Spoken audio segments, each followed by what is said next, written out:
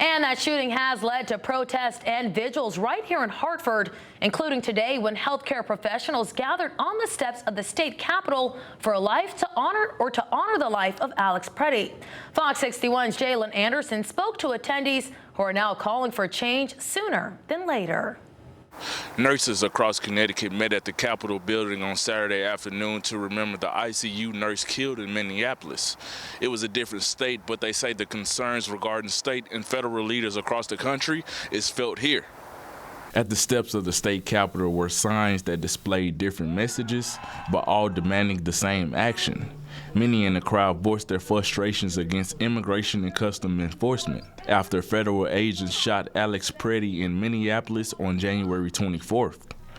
Organizers say the focus of the vigil was centered around awareness, and they call on federal leaders to cut funding for ICE. People in the crowd shared personal stories on how, as healthcare professionals, they come face to face with those affected by ICE, including State Representative Jillian Gilchrist, who is also a social worker, and State Rep Rebecca Martinez, who is a nurse.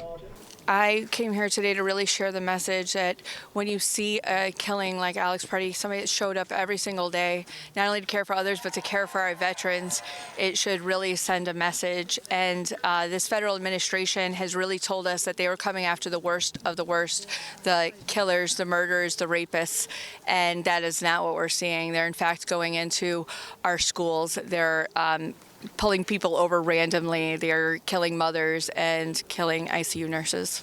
Just really frustrated that everyday people on the streets in Minnesota and in communities across this country are showing more courage than those in Congress, and I want them to step up and hold this administration accountable. Hundreds of people attended Saturday's vigil. They say the plan is to continue to speak out in a peaceful way and make sure everyone is educated on the matter at hand. In Hartford, Jalen Anderson, Fox 61.